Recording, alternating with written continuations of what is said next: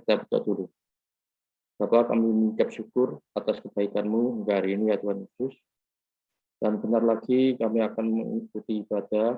Kiranya Engkau memimpin acara ini dari awal tengah hingga akhir ya Tuhan, tanpa ada gangguan apapun.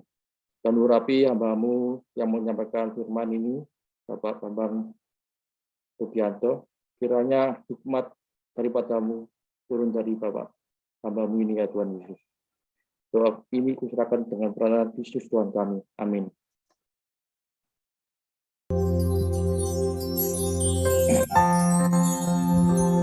Pujian dan syukur kami naikkan kepadamu ya Tuhan. Dengan rendah hati kami persembahkan hanya kepadamu. Sebab hanya Engkau Allah yang layak kami sembah dan kami tinggikan Tuhan.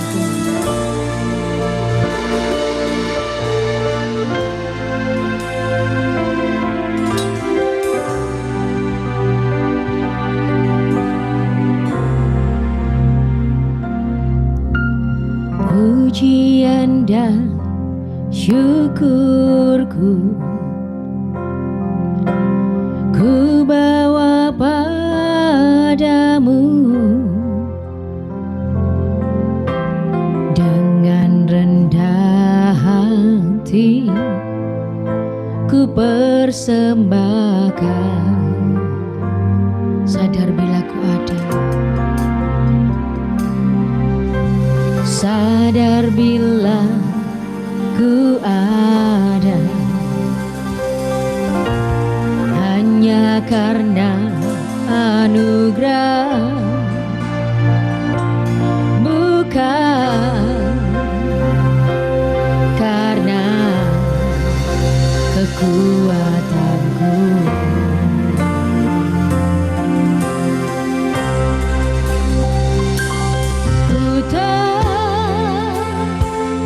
Hidupku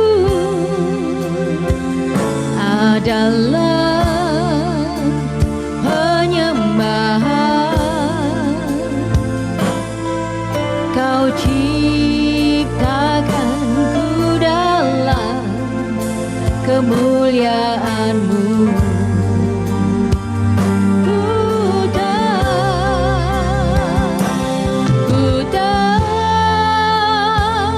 Hidupku berharga di mata-Mu, segenap hidupku persembahkan.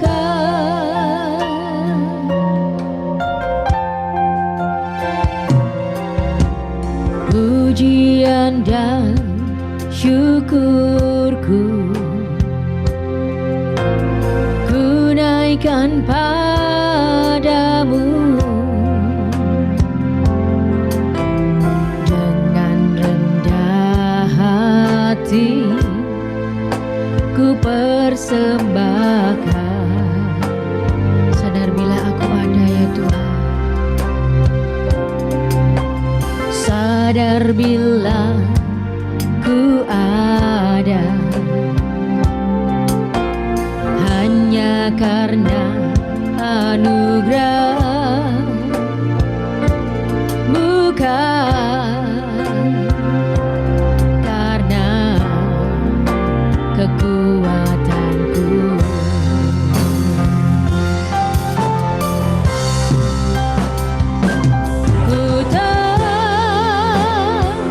Hidupku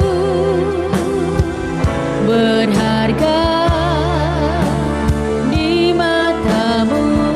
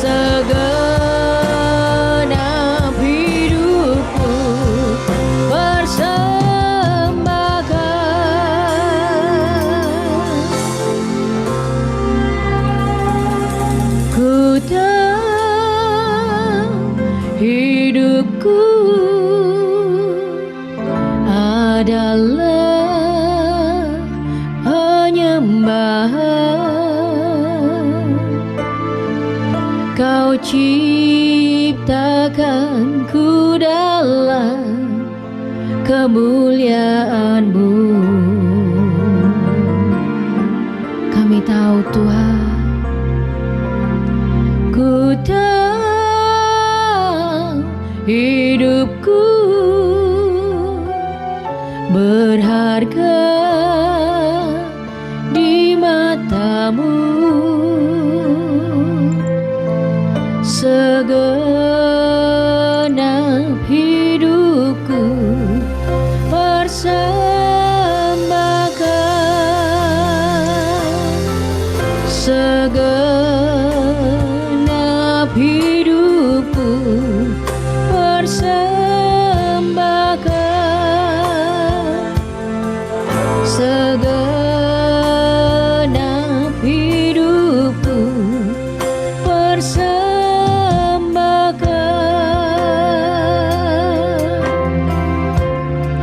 Ini hidup kami Tuhan, kami persembahkan bagi-Mu, sebab Kaulah pemilik hidupku. Oh, haleluya. Hidupku adalah penyembahan, penyembahan bagi-Mu. Haleluya. Kami muliakan nama-Mu Tuhan, Allah penyelamatku, Allah pelindungku. Kaulah kota bentengku Tuhan. Oh, kami mau bermazmur bagi-Mu, segala pujian bagi-Mu, Yesus. Haleluya. Hanya Kaulah yang ku sembah. Ya Rama, ya Rama, ya Rama. Kami muliakan nama-Mu di tempat maha tinggi. Engkaulah kekuatanku, Yesus. Ku mau bermazmur bagi-Mu. Ya Rama, ya Rama, ya Rama. Kami sembah Engkau Tuhan, Allahku yang agung.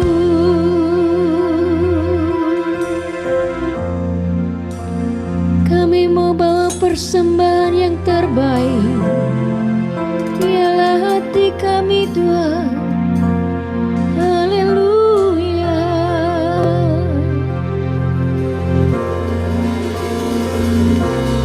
Ku tahu hidupku adalah penyembahan. Kau ciptakanku dalam kemuliaan-Mu.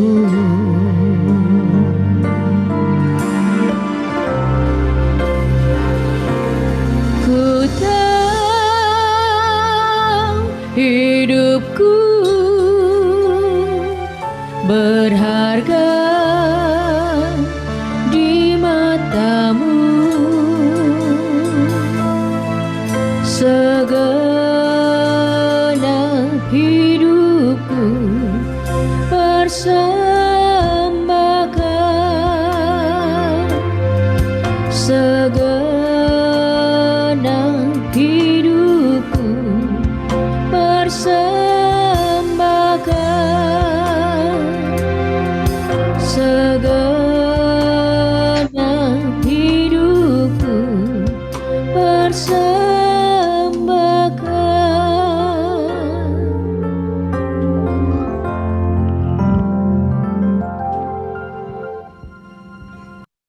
Shalom, selamat malam semua. Malam. Selamat malam Pak Robi. Malam Ibu. Selamat melayani malam hari ini. Iya Bu. Silahkan Pak. Oke ya, saya Mohon mulai doa dulu ya Pak Robi ya. Ya Bu, terima kasih Bu Maria atas waktunya. Mari kita satukan hati, kita berdoa di dalam nama Tuhan Yesus. Hamba-Mu berdoa ya Tuhan, kami mengucap syukur buat segala kebaikan-Mu dan kasih-Mu dalam hidup kami ya Tuhan. Seperti halnya malam hari ini, kami hadir di dalam hadirat-Mu. Ini adalah satu bukti kami rindu, haus akan firman-Mu dan kebenaran-Mu. Biarlah semuanya ini Tuhan, kami berserah di dalam nama Yesus, Engkau yang mengurapi kami pribadi lepas pribadi. Kau ikat kuasa kegelapan dalam apapun Tuhan, karena kami percaya hanya Roh-Mu, hanya malaikat-Mu, dan semuanya yang kudus telah Kau curahkan dalam hidup kami, sehingga kami pun tahu apa yang Kau maksud di dalam firman ini Tuhan. Urapi kami dengan kasih-Mu, dengan Roh Kudus-Mu. Hanya di dalam nama Tuhan Yesus Kristus, kita yang siap dengan firman Tuhan, kami ucapkan sama-sama haleluya. Amin. Shalom semuanya, selamat malam. Ya, puji nama Tuhan. Saya bawakan firman pada malam hari ini tentang ada kemenangan di balik salib Yesus ya. Ini saya buka di kitab Markus 14 ayat yang ke-22 sampai dengan 25. Perikopnya penetapan perjamuan malam ya. Di sini dikatakan di ayat 22 sampai 25 saya akan bacakan. Dan ketika Yesus dan murid-muridnya sedang makan, Yesus mengambil roti, mengucap berkat, memecah-mecahkannya, lalu memberikannya kepada mereka dan berkata, "Ambillah, inilah tubuhku." Sesudah itu ia mengambil cawan, mengucap syukur, lalu memberikannya kepada mereka, dan mereka semuanya minum dari cawan itu. Dan ia berkata kepada mereka, "Inilah darahku, darah perjanjian yang ditumpahkan bagi banyak orang. Aku berkata kepadamu, sesungguhnya aku tidak akan minum lagi hasil pokok anggur sampai pada hari aku meminumnya, yaitu yang baru dalam kerajaan Allah." Amin ya. Saya bahas mulai dari ayat yang ke-22. Jadi di sini penetapan perjamuan malam ini menunjukkan waktu itu Yesus masih hidup di dalam dunia. Dia mengadakan satu perjamuan. Kalau saya baca dari firman ini firman yang cukup istilahnya mengenaskan ya. Menyedihkan dan mengenaskan. Kenapa? Karena jujur aja ini adalah satu perpisahan yang Yesus akan lakukan kepada ke-12 muridnya. Dan dia tahu apa yang akan dia tempuh di hari-hari terakhirnya untuk mati menebus dosa kita semua. Dan mengenaskannya, dia mengalami satu siksaan yang luar biasa, dicambuk, dipukul sampai berdarah-darah, dan akhirnya mati di kayu salib. Pada waktu di ayat 22, di sini dikatakan sedang makan ya. Jadi ketika Yesus dan muridnya sedang makan, Yesus mengambil roti, mengucap berkat, memecah-mecahkannya, lalu memberikannya kepada mereka dan berkata, "Ambillah, inilah tubuhku." Yesus di sini adalah sebagai 100% manusia dan dia adalah 100% Allah. Kenapa? Pada waktu dia mengatakan begini, dia tahu, dia Tuhan, dia tahu bahwa tubuhnya ini bakalnya hancur. Ya. Bahkan di Yohanes 13 ya, ayat 21 sampai dengan 23 ini menunjukkan kalau dia ini Tuhan ya. Dia tahu Yohanes 13 ayat 21 sampai dengan 23. Yohanes pasal 13 ya. Di situ dikatakan setelah Yesus berkata demikian ia sangat terharu lalu bersaksi. "Aku berkata kepadamu, sesungguhnya seorang di antara kamu akan menyerahkan aku." Yesus tahu karena dia Tuhan ya. Lalu apa? Ayat 22. Murid-murid itu memandang seorang kepada yang lain, mereka ragu-ragu siapa yang dimaksudkannya. Seorang di antara murid Yesus, yaitu murid yang dikasihnya, bersandar dekat kepadanya di sebelah kanannya. Kepada murid itu, Simon Petrus memberi isyarat dan berkata, "Tanyalah siapa yang dimaksudkannya." Murid yang duduk dekat Yesus itu berpaling dan berkata kepadanya, Tuhan, siapakah itu? Jawab Yesus, dialah itu yang kepadanya aku akan memberikan roti sesudah aku mencelupkannya. Sudah berkata demikian, ia mengambil roti, mencelupkannya, dan memberikannya kepada Yudas, anak Simon Iskariot. Jadi, Yesus adalah Tuhan, ya 100% Tuhan. Dia tahu, bahkan dia tahu bakalnya dia dikhianati. Tapi dia 100% manusia. Karena di kitab Matius 26 ayat yang ke-38, ya, saya buka Matius pasal 26 ayat yang ke-38. Lalu katanya kepada mereka, hatiku sangat sedih, seperti mau mati rasanya. Tinggallah di sini dan berjaga-jagalah dengan aku. Manusia. Ya, jadi Yesus mengalami ketakutan. Dia mengalami kesedihan yang luar biasa waktu di Taman Getsemani. Dia tahu waktunya dia dibawa untuk diadili dan dianiaya. Bahkan di sini dikatakan Yesus sampai mengajak murid-muridnya, ayo jaga-jaga. Doa ono aku ini. Kasarannya. Tapi apa yang terjadi? Murid-muridnya tertidur. Ya, dia mengalami stres, dia mengalami ketakutan seperti kita. Ya, sekarang kita kembali ke Markus 14 ayat 22. Ya, jadi di sini saya bahas bahwa dia manusia 100%, dia 100% Tuhan. Ya, Markus 14 ayat 22. Dari sini Yesus berkata kepada muridnya, dia apa? Memecah-mecahkan roti sambil berkata apa? Ambillah, inilah tubuhku. Yesus makan waktu dia masih hidup sebagai manusia. Ini adalah satu teladan bagi kita semua. Kita diingatkan bahwa di balik salibnya ada kemenangan, yaitu apa yang perlu kita responi dari firman ini, bahwa Yesus makan dengan ke-12 muridnya itu mempunyai sikap yang berbeda-beda, ke-12 muridnya. Ya, kita belajar dari firman ini bahwa apa sebenarnya yang Yesus maui, ya. Kalau kita pelajarin pada waktu Yesus makan dengan ke-12 muridnya, dia tahu karakter satu-satu para muridnya. Ya, yang pasti Petrus karakternya keras dan kasar, ya. Plan-plan, ya, emosinya labil, ya. Dikit naik, dikit turun, ya. Jadi nggak stabil dalam kehidupannya.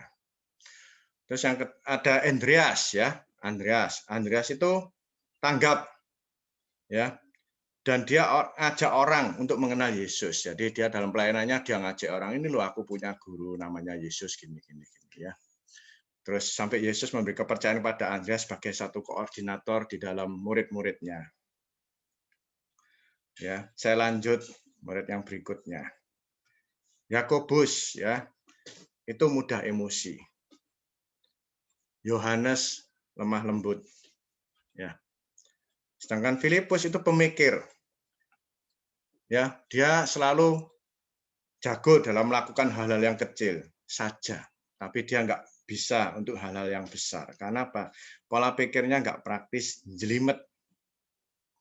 Bartolomeus jenius, cerdas, jujur, ya.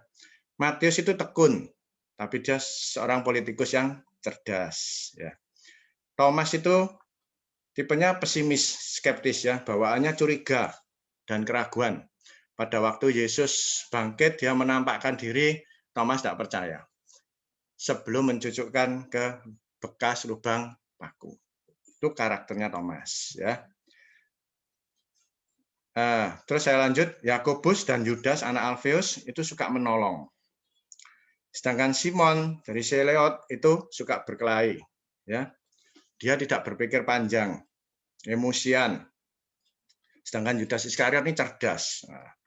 Cerdas namun dia bersandar pada pengertiannya sendiri dan hatinya sendiri. Makanya dia pada waktu melakukan pengkhianatan dia tidak sadar karena dia berpikir bahwa ini loh, paling guruku ini cuma dihadiri tok gak apa-apa lah, aku terima bayaran. Karena menurut dia ini tidak masalah kok, ini baik. Hitung-hitung sih untung lah, ya, masih untung. Dia tidak berpikir panjang karena dia berpikiran sendiri. Dia nggak ada hikmat dari Tuhan. Akhirnya apa yang terjadi? Dia menyesal pada waktu Yesus dihakimi, dianiaya, dipaku di kayu salib sampai mati. Terus dia datang kepada kaum Farisi, dia balikan itu kepada ahli Taurat, dipulangin itu duitnya, lalu dia bunuh diri. Menyesal di kemudian hari. Berangkat dari karakter 12 murid, waktu Yesus masih hidup, untuk terakhir kalinya dia mengadakan satu perjamuan makan.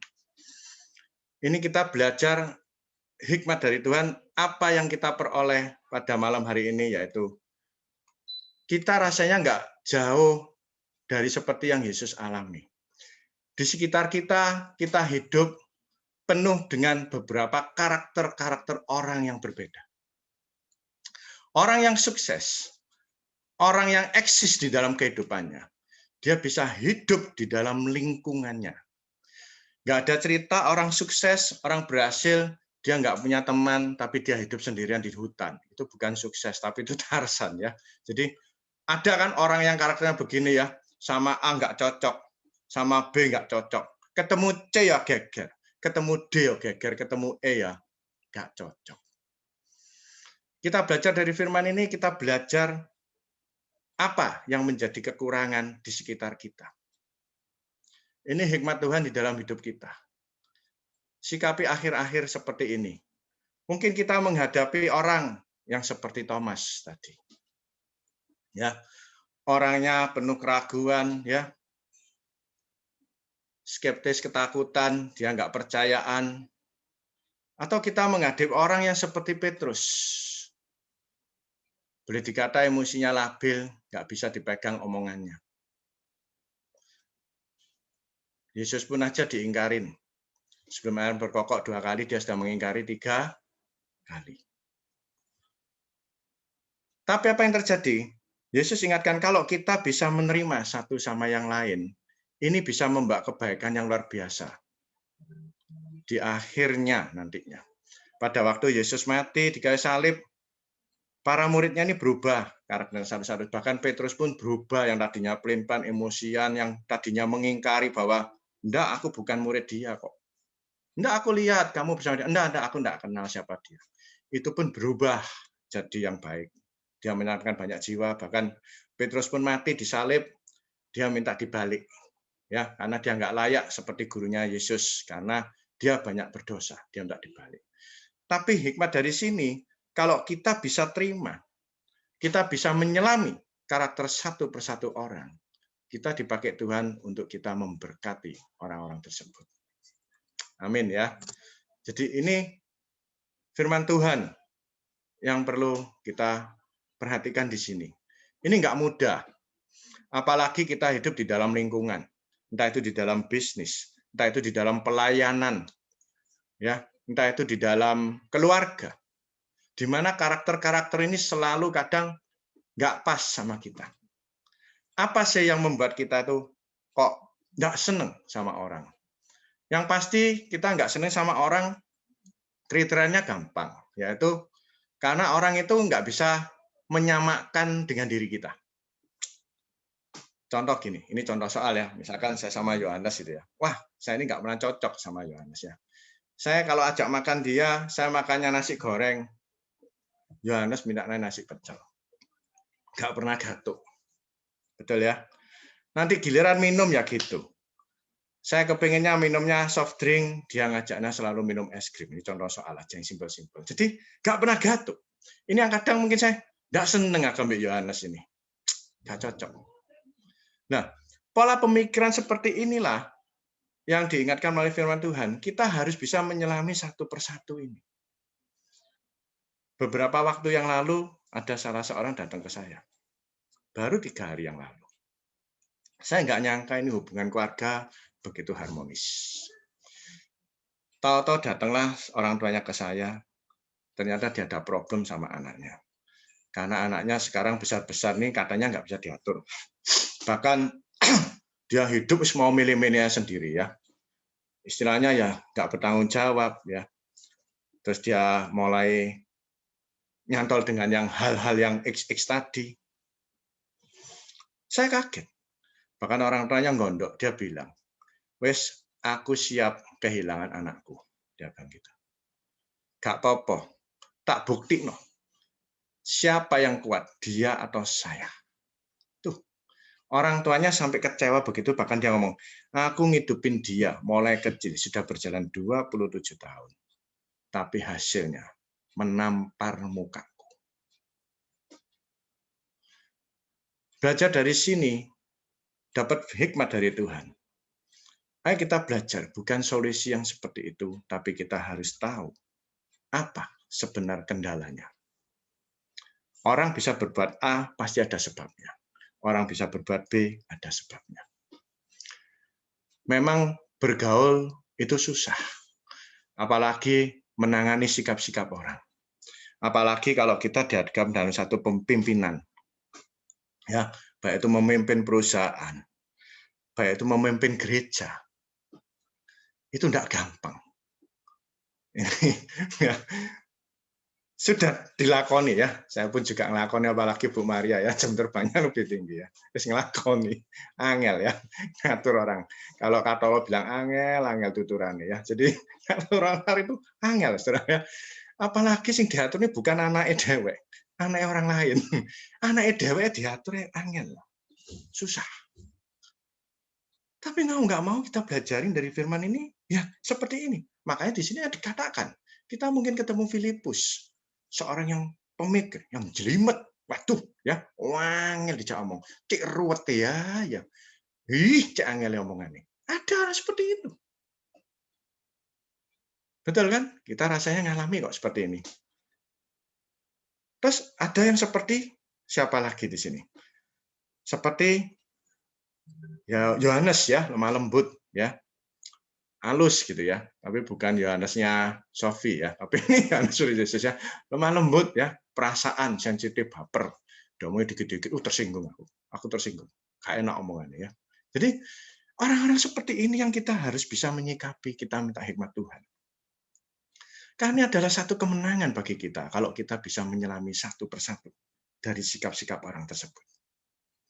Seperti hanya Yesus mengajak makan kepada 12 murid. Bicara tentang makan, ini saya juga dapat hikmat. Kita dalam menyelesaikan masalah di dalam keluarga, kita belajar momen-momen seperti ini.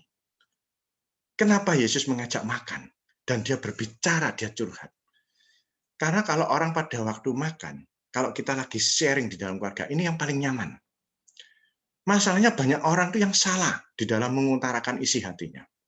Suaminya lagi repot kerja, istrinya datang. Ya apa ini Pak, ini kan? Ya dimarahin lah.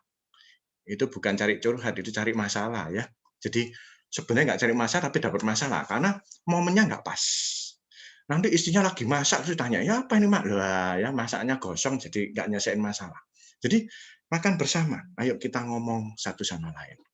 Nah, saya selalu adakan waktu, kalau saya di luar pekerjaan saya, di luar pelayanan saya selalu adakan waktu untuk acara keluarga, saya makan di luar.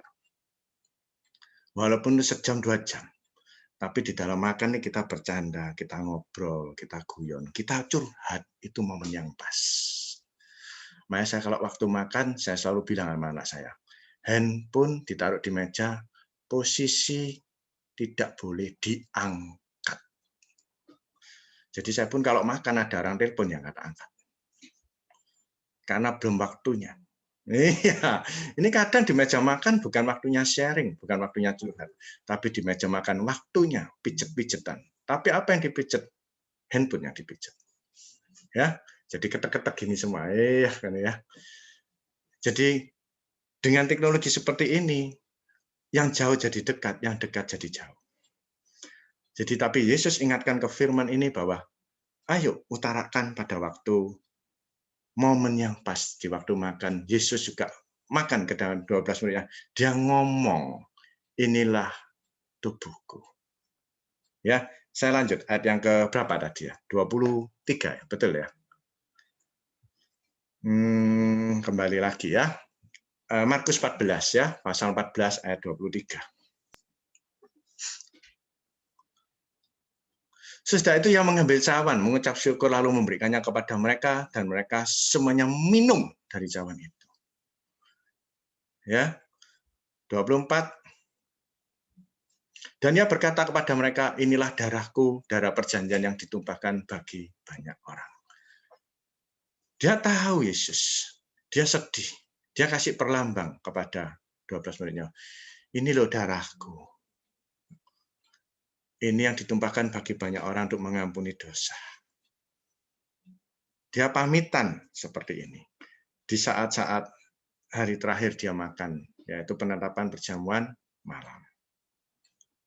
Ya, saya akan lanjut lagi, ya, bahwa Yesus ini menerima keadaan yang ada. Dia tahu seperti ini dia nggak lari dari kenyataan. Artinya apa? Kalau kita mengalami ada satu kekurangan mungkin di dalam keluarga kita, anak yang susah diatur, susah diberi pengertian, saudara jangan lari dari kenyataan, hadapi itu. Ajak dia selalu curhat dengan momen-momen yang pas. Karena kita sebagai orang tua, kita harus tahu. Saya nggak ngerti, tahu saya membahas larinya ke orang tua. Karena ini sangat penting sekali. Karena momen-momen kebersamaan ini yang kita harus bisa take over dari awal.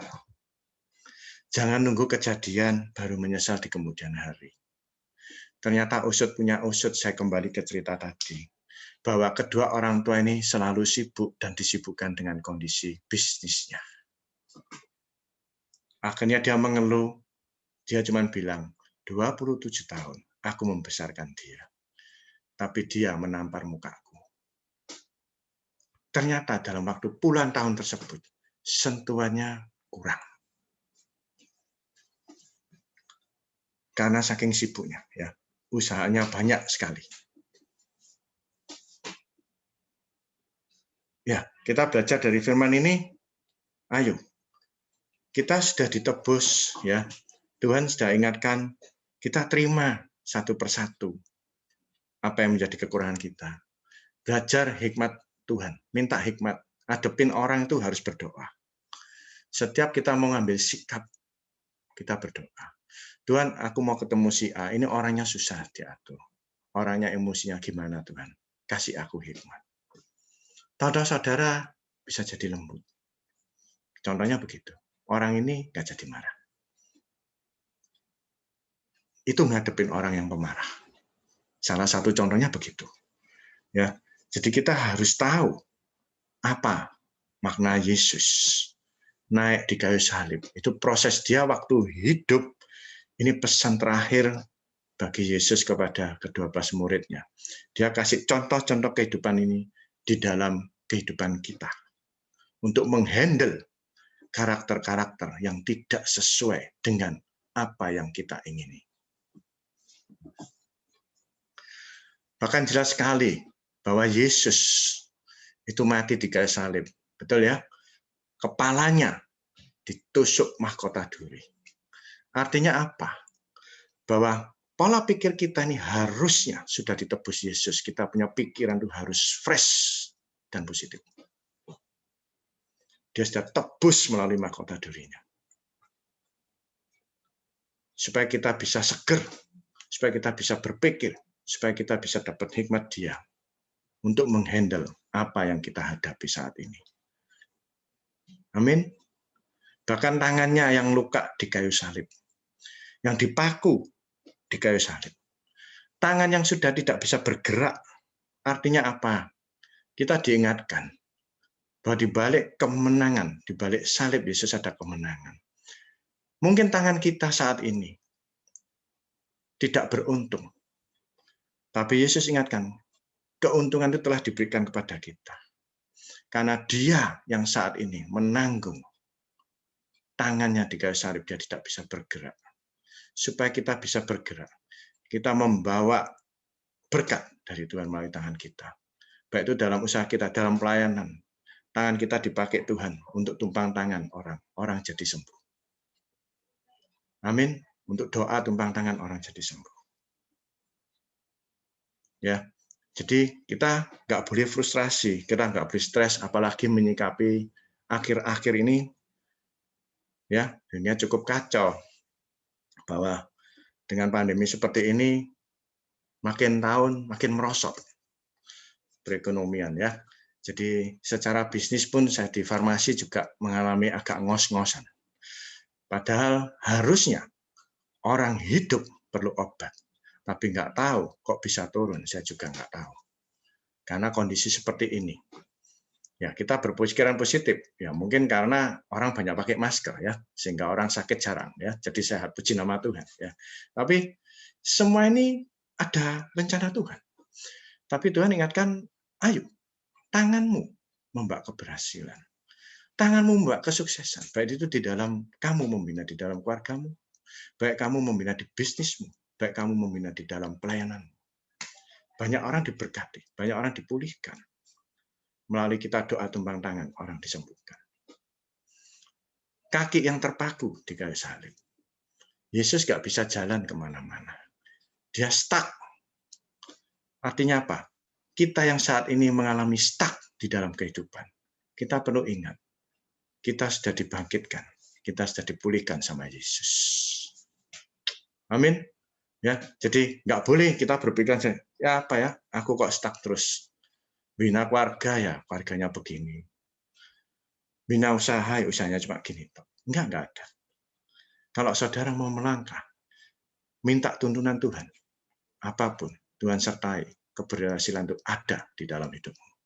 Kita tidak mengalami stagnan, tapi kita mengalami satu peningkatan. Dari hari ke hari, kita menikmati kebaikan Tuhan. Puji nama Tuhan, kita bisa eksis sampai detik ini. Minimal sehat, ini sudah luar biasa. Ini sudah anugerah yang nggak bisa dibeli. Nggak ada orang mau uangnya segudang, tapi orangnya cuma ngorok di ranjang. Uang penting, tapi bukan segala-galanya. Tapi kesehatan, tapi Tuhan pelihara kita tanpa kekurangan suatu apapun, itu sudah berkat yang melimpah ruah di dalam hidup kita. Tinggal momen-momen ini yang kita manfaatkan. Untuk kita masih ada kesempatan untuk melayani. Seperti firman yang tadi dari awal saya beritakan. Tuhan beritakan melalui saya, ayo melayani orang-orang yang membeda karakter satu dengan yang lainnya. Supaya kita bisa dipakai Tuhan lebih lagi. Amin. Ya. Kemenangan yang terakhir ya. Apa makna di balik kayu salib ya? Yohanes 14 ayat pertama sampai dengan ke-6. Hidup ini ternyata semua ini ada evaluasinya, ada rekodnya. Kalau kita sudah melakukan tadi yang awal, kita bisa menerima satu sama yang lain. Kita bisa eksis, kita bisa jadi orang yang sukses. Kita bisa melayani dengan baik. Orang bisa diselamatkan karena kita. Saudara dapat reward. Apa? Kita buka Yohanes 14 ayat pertama sampai 6.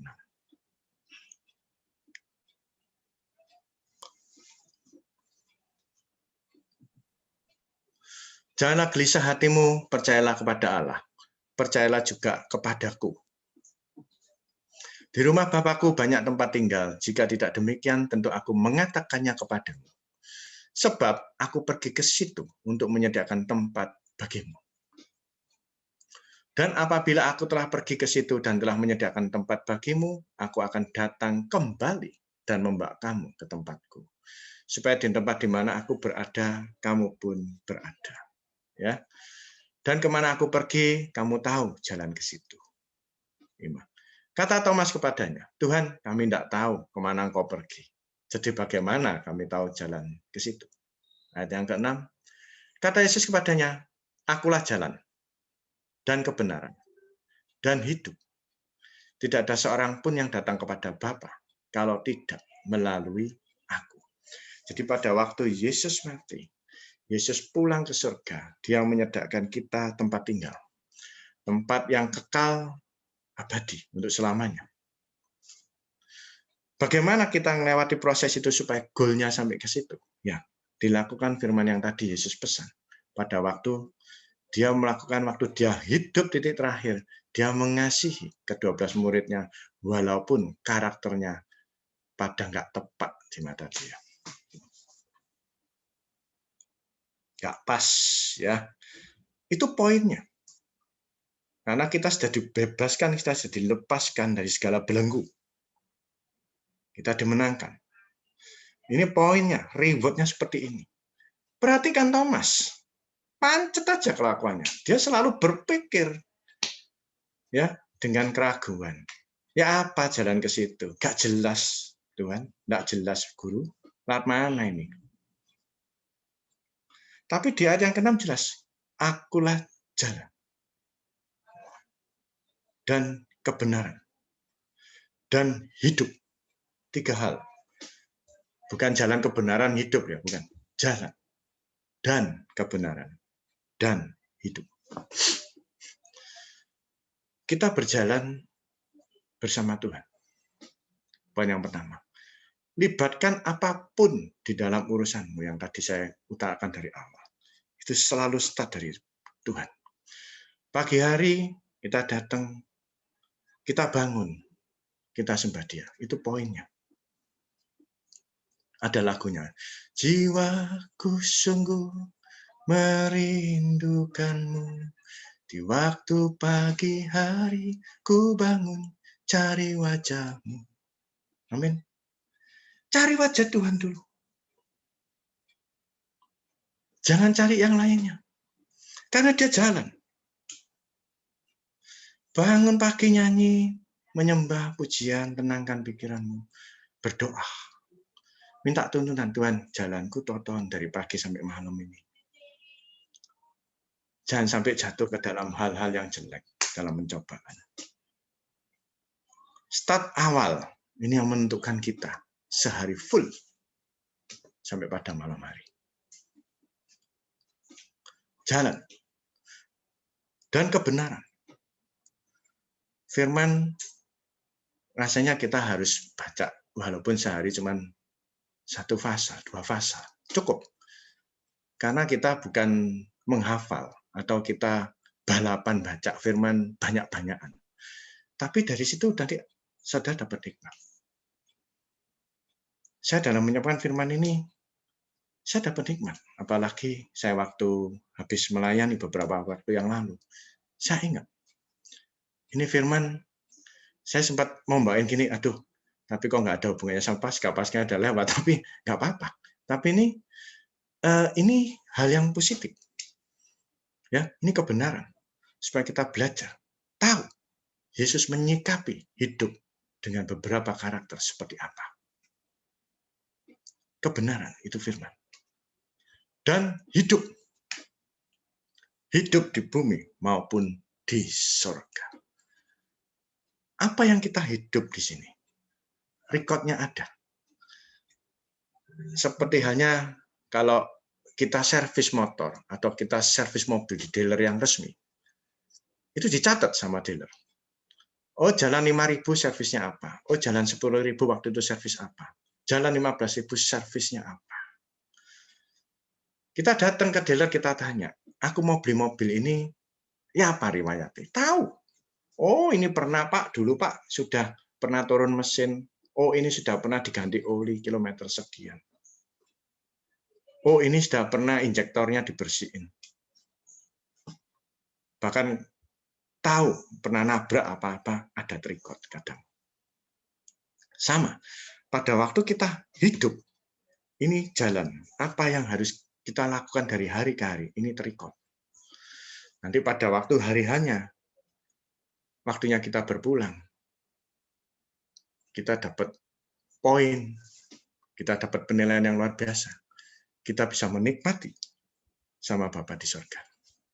Karena Yesus sudah memulai membuka jalan untuk kita.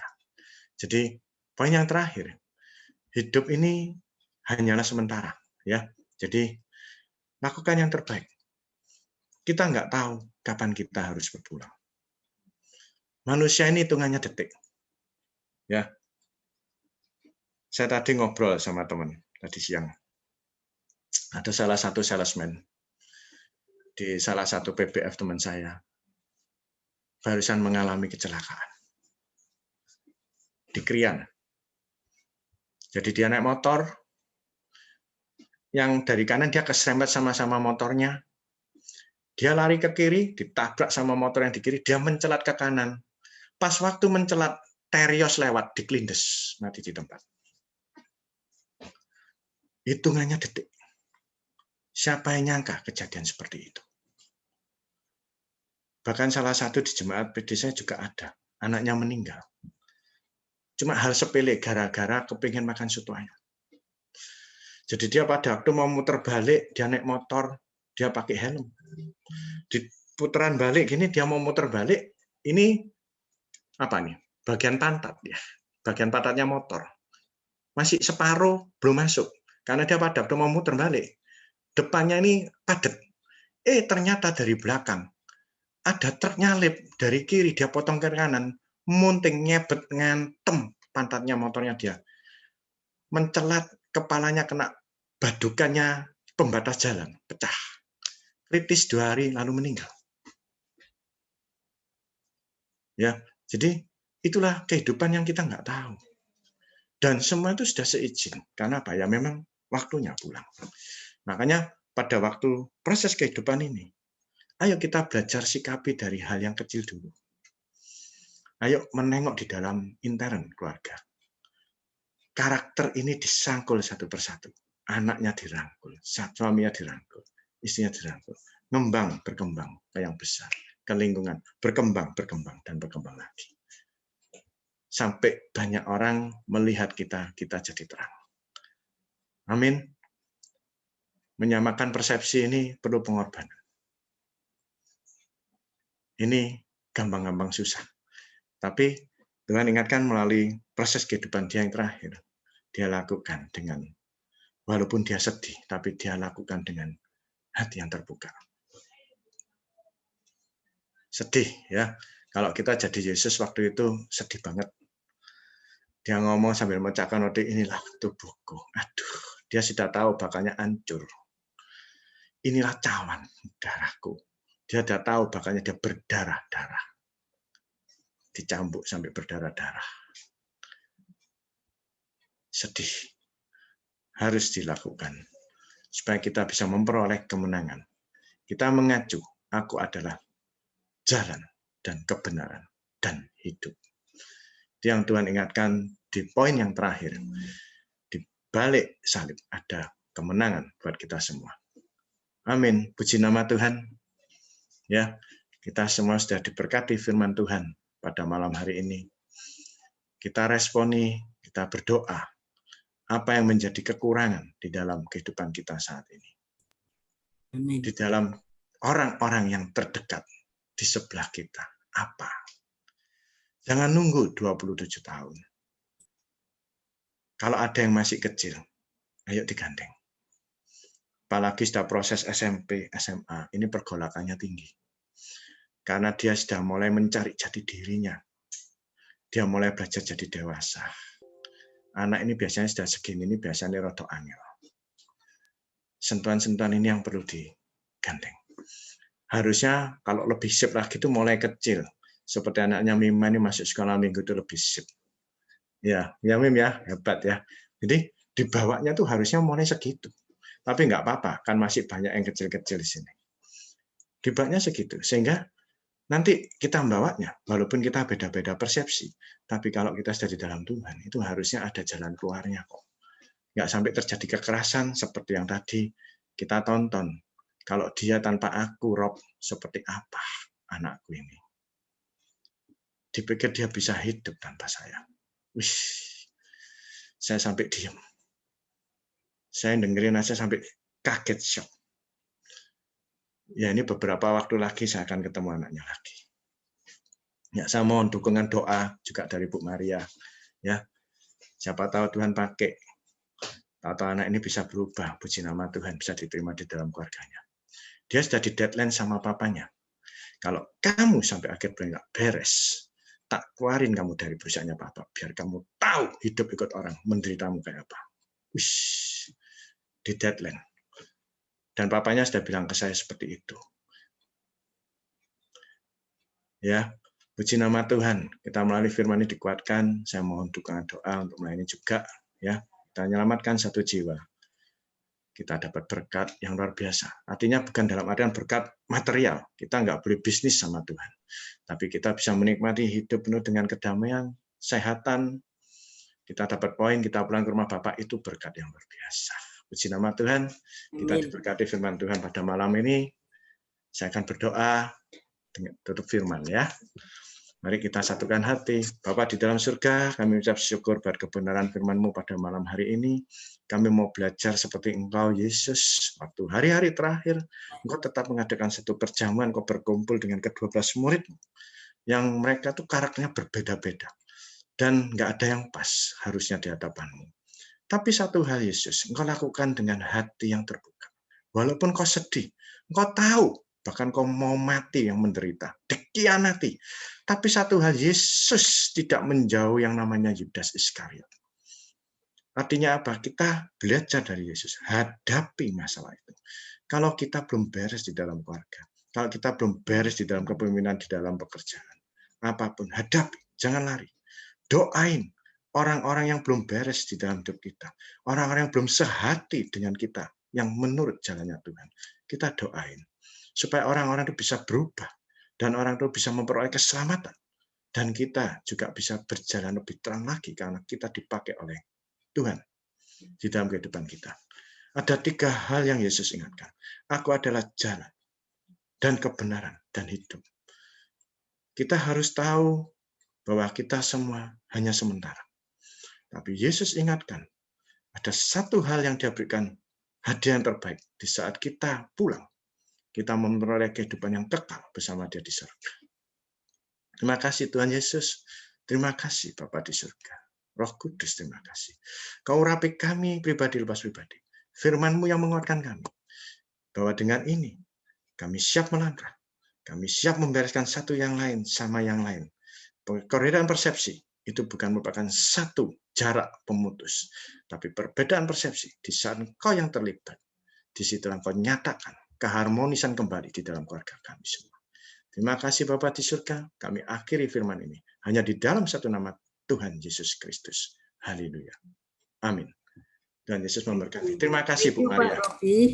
Ya Bu. Oh, kena mute Bu Maria. Kena mute. Oh. Silakan. Silakan pengumuman. Pengumuman GAP Rawapos Pekan.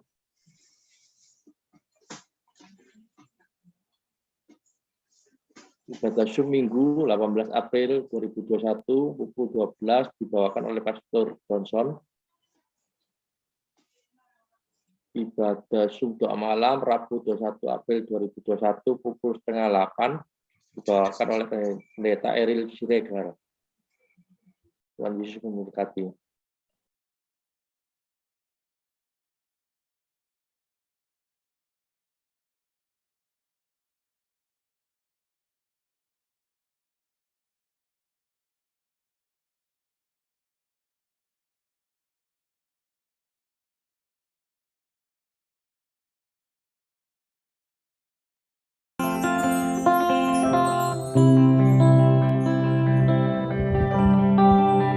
Terima kasih untuk semua kebaikan-Mu Tuhan. Kau hiasi kehidupan kami dengan kemurahan-Mu ya Tuhan. Kau rancangkan semua yang terbaik dalam hidup kami Tuhan.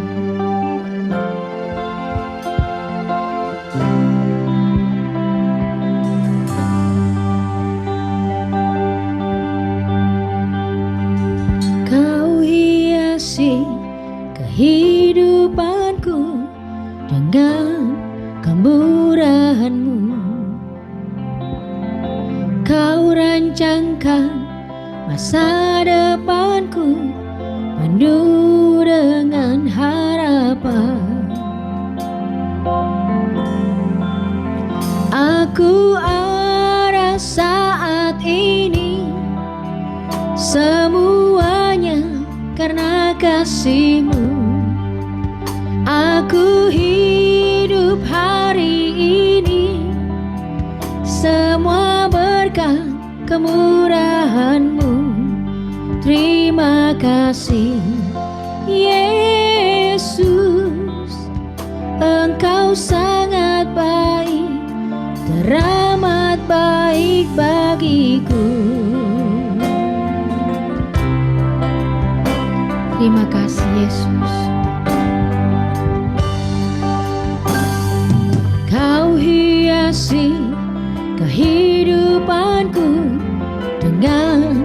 kemurahan-Mu.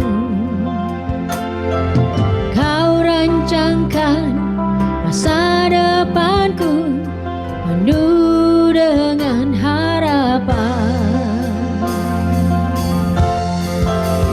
Aku ada saat ini semuanya karena kasih-Mu. Aku hidup hari ini semua berkat kemurahan-Mu. Terima kasih Yesus, Engkau sangat baik, teramat baik. Aku ada saat ini semua berkat kemurahan-Mu. Aku hidup hari ini semua berkat kemurahan-Mu. Terima kasih Yesus, Engkau sangat baik, teramat baik. Aku ada saat ini semuanya karena kasih-Mu. Aku hidup hari ini semua berkat kemurahan-Mu. Terima kasih Yesus, Engkau sangat baik, teramat baik bagiku. Engkau sangat baik, teramat baik bagiku. Engkau sangat baik, teramat baik bagiku.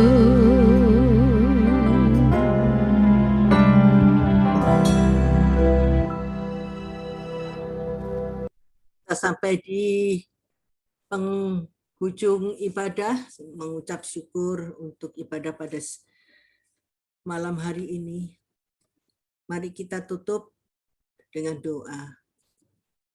Bapa di surga, kembali kami mengucap syukur atas semua yang sudah berlaku di dalam kehidupan kami. Pun malam hari ini kami sudah mendengarkan firman-Mu bahwa ada kemenangan di balik salib Kristus. Benar Tuhan, kami dimenangkan oleh salib-Mu, kami ditinggikan oleh salib-Mu, kami dikembalikan menjadi anak Bapa di surga juga karena salib-Mu. Kami dikembalikan semua hak-hak kami Tuhan hanya karena salib-Mu. Seperti yang dikatakan oleh pengkhotbah yang lalu, bila kita memandang salib yang kosong, hanya salib saja, sepertinya kita menghadapi dead end, jadi jalan buntu, sudah tidak ada apa-apa. Ketika salib itu tergantung tubuh Kristus, maka kita punya kemenangan. Terpujilah nama-Mu Tuhan. Malam hari ini kami mendapat firman-Mu. Kami mengucap terima kasih, juga mengucap terima kasih untuk hamba-Mu yang sudah membawakan firman pada malam hari ini, yaitu Pak Bambang Robianto. Kami berdoa untuk keluarga Pak Bambang Robianto. Tuhan melindungi lebih-lebih lagi, memberkati lebih-lebih keluarga ini, dan juga untuk Pak Robi, apa yang dikerjakan Tuhan buat berhasil, baik di dalam pekerjaan maupun pelayanan. Dan perlindungan Tuhan, penyertaan Tuhan atas seluruh keluarga sempurna adanya. Inilah doa kami untuk Pak Bambang Robianto. Dan juga kami berdoa untuk para jemaat Gereja Allah Baik Rehoboth yang malam hari ini masih belum hadir pada kebaktian doa malam ini. Apapun yang sedang mereka alami, keadaan apapun yang sedang mereka alami, dimanapun mereka berada Tuhan, kami tetap berdoa untuk mereka, kiranya tangan Tuhan selalu ada bersama mereka, dan pertolongan Tuhan selalu tepat pada waktunya. Tuhan, kami sampai di akhir ibadah. Sekali lagi kami mengucap syukur dan kami menyerahkan hidup kami ke dalam tangan-Mu. Kami angkat kedua tangan Tuhan, tanda kami berserah kepadamu. Terjadilah kepada setiap kami ini Tuhan, menurut kehendak-Mu, menurut rencana-Mu. Rencana-Mu selalu baik adanya untuk setiap kami Tuhan. Kami percaya malam hari ini kami pulang tidak dengan tangan kosong, tetapi untuk setiap masalah yang kami hadapi, kami pulang dengan membawa jalan keluar daripada Bapa di surga. Dan kepada setiap yang sakit, Tuhan sudah sembuhkan malam hari ini. Dan siapapun yang berbeban berat, Tuhan sudah angkat beban itu. Dan kami pun pulang dengan segala kelegaan. Bapa di surga, berkati setiap tangan yang terangkat, apa yang mereka kerjakan, Tuhan buat berhasil. Tidak pernah kekurangan, tidak pernah menjadi ekor, tetapi selalu mendapat kemenangan dan menjadi kepala. Kami terima firman-Mu, terima berkat-Mu, terima kasih-Mu ya Bapa. Mari jemaat yang sudah terima semua yang baik daripada Bapa di surga, pada malam hari ini, mari sama-sama kita ucapkan haleluya, amin. Tuhan Yesus memberkati setiap kami.